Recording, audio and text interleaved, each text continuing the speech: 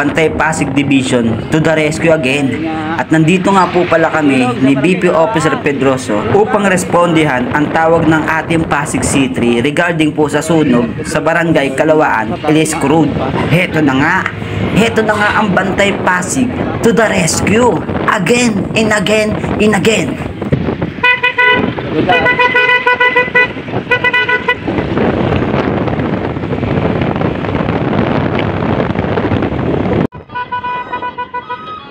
At nandito na nga po pala kami sa lugar ng pangyayari regarding po sa ating tawag ng Pasig C3 na nangyayaring sunog dito sa Barangay Kalawaan. At syempre nagmamadali na nga po kami dyan upang makapagresponde sa mga nangyayari regarding dito sa sunog.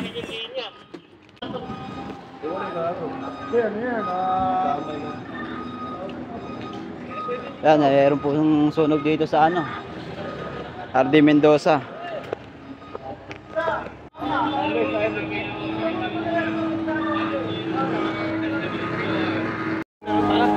Meron pa rin po doon.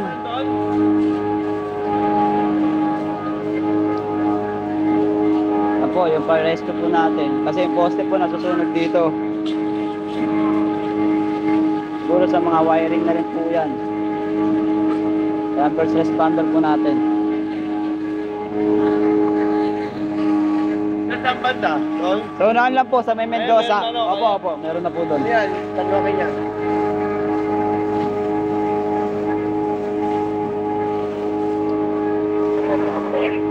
Kayo po sir, Barangay Kalawaan.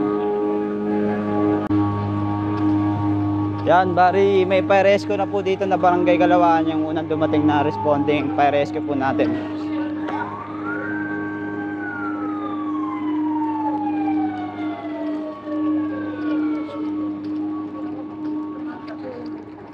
At hawak-hawak ko na nga po dito ang aking tickler.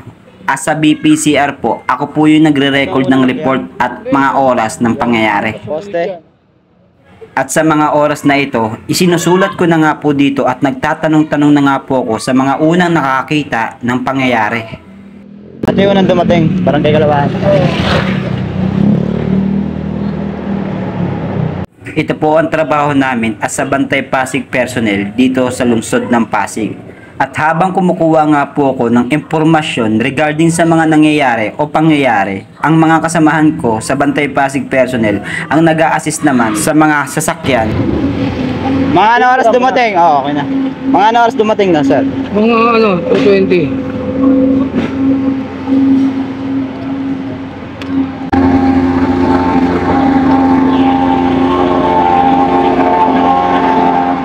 Sir, pwede magtanong sir? Sino po yung team leader niyo po sir? Team leader lang po. Edwin Legaspi. Edwin Legaspi. Ilan po kayo sir? Diba? At syempre, nandito nga po pala kami niyan, mga Bantay Pasig Division personnel po, upang sa agarang aksyon regarding po sa nangyaring sunog dito sa Ilisco Road, Barangay Kalawaan, para po mag-assist at mag-record ng impormasyon regarding sa mga nangyayari.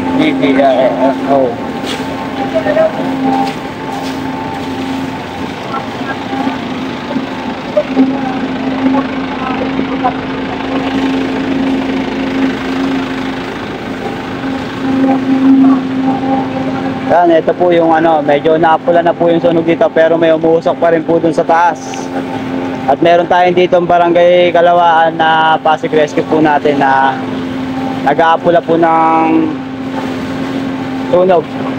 At meron na rin tayo ditong BDRMO ng Barangay Kalawaan para sa mga pangangailangan natin sa mga rescuer.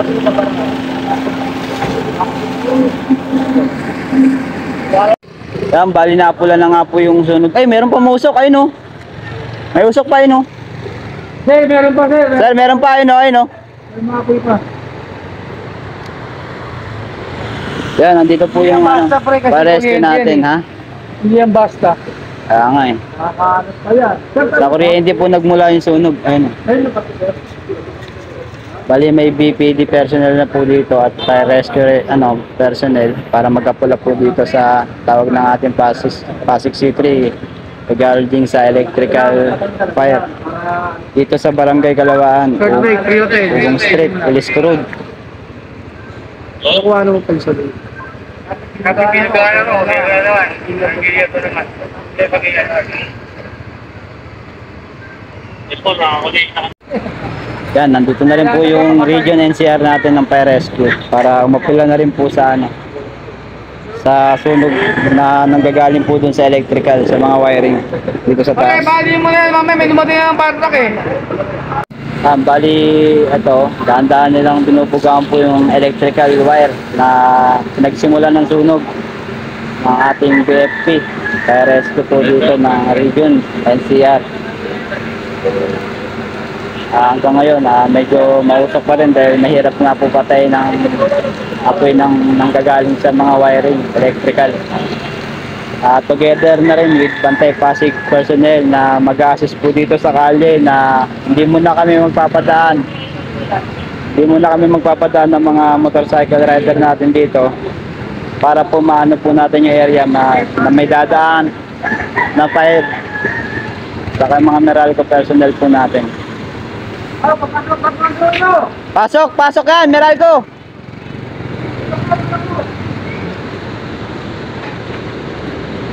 Yan, nandito na rin po yung Meralco personnel natin at papuang na rin po natin yung mga kasama natin sa ibang detachment.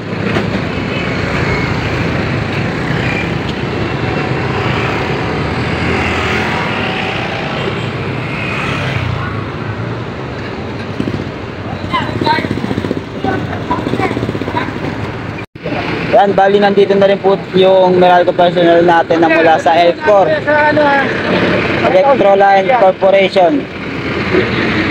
Yan, bali ito mo sir, ang una nakakita dito, reported lang po ng ating kasama na si BP Officer Monar. Sa CCTV yan. Nakita niya sa CCTV na nakalagay dito sa Barangay Ilisco Road, Barangay Kalawaan.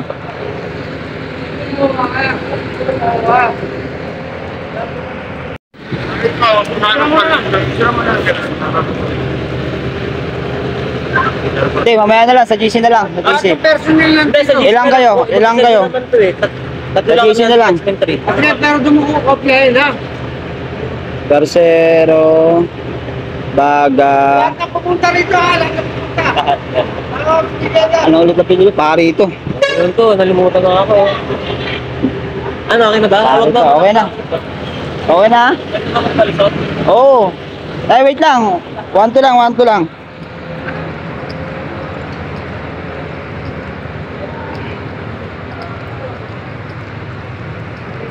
Yan, nandito rin po yung mga kasama natin na kumukuha rin po ng ate report.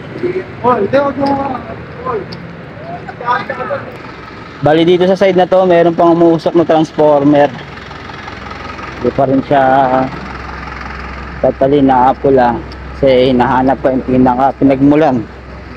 Nandito naman po ang ating fire rescue mula sa DRRMO.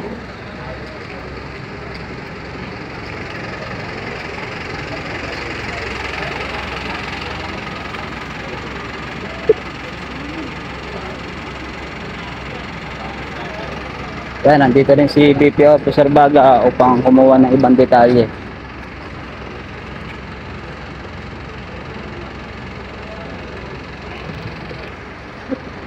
Ito yung pinagmula ng mula sa poste, mula sa electrical. Tapos yung katabing gusali niya is puro gasol.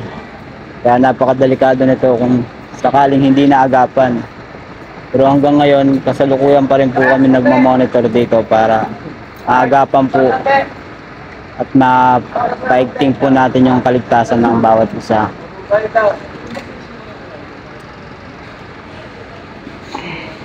Yan o, island gas. Ayan, bali may usok pa rin po na nagmumula dito sa poste na kinakakatayuan ng mga wiring dito na naka po sa mga posting to. At nandito na rin po yung mga Meralco personnel natin na mula sa Elcor upang tignan kung ano yung pinagmumula ng usok. Dahil doon sa kabila is okay na, nakakapula na. Yung transformer daw po nito is wala na, naka-off na, kaya safe na po ang lahat. Bali yung usok na lang po ang titignan ko. Saan po ito nagmumula?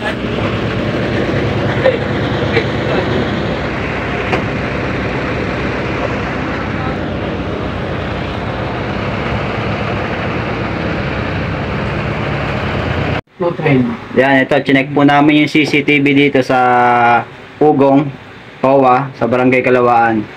Bali naganap po ito ay 02:12 ng morning ng October 13, 2023. Ayun, nagsiputukan na po yung ano niya. Bali ang unang nakapansin po dito ang ating kasamahan na naka-area po dito sa Ugong Owa na si BP Officer Munar.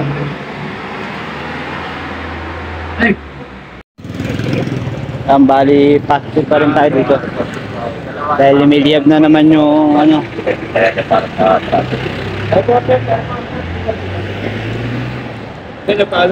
Pasok.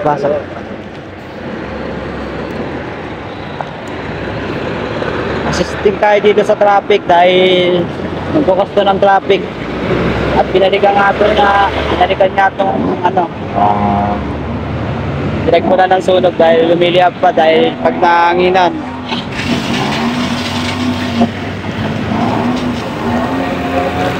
Oy, mababasa tayo dyan.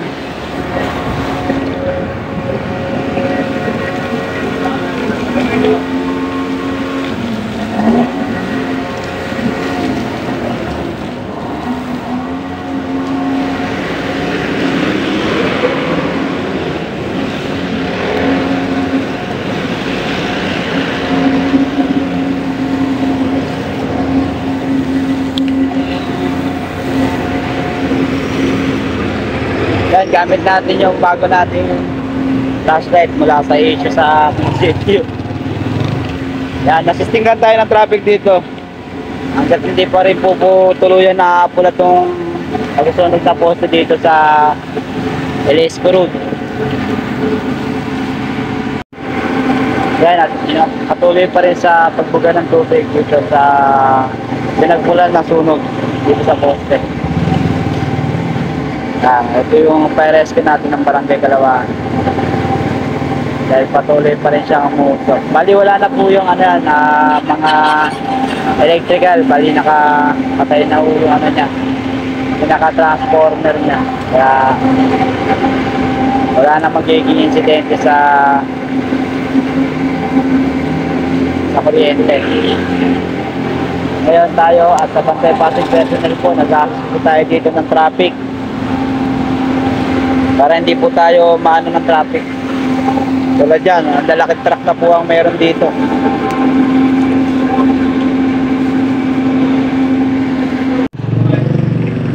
Yan, bali ito, nabugaan na rin po ng tubig ulit. At may umuusok na nga po at iniilawan nga po natin gamit ang ating flashlight. Ito, yung usok na nakikita nyo, ito.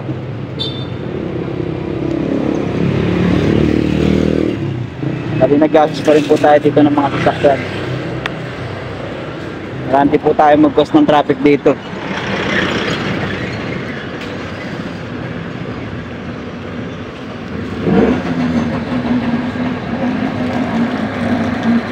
Yan, bubugaan po ulit para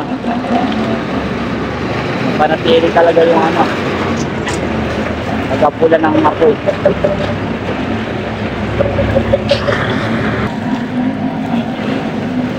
Yan, bali umuusok pa lang siya, wala na siyang baga. Usok na lang talaga na nagmumula dito sa posting to. Mula itaas hanggang siguro sa babayan. Mula na yan sa baba. Kaya hindi mawala-wala yung usok dito. Mamaya tatanungin natin sila kung sino po yung magde-declare ng fire. Para sa record na rin sa pangyayaring ito. Yan, bali ito, napula na nila, wala nang usok. Nung gagaling dito sa poste. Bali tatanungin natin kung sino yung magde-declare ng fire. Share na lang yung pinaka-pin leader. For the record na rin po natin yan.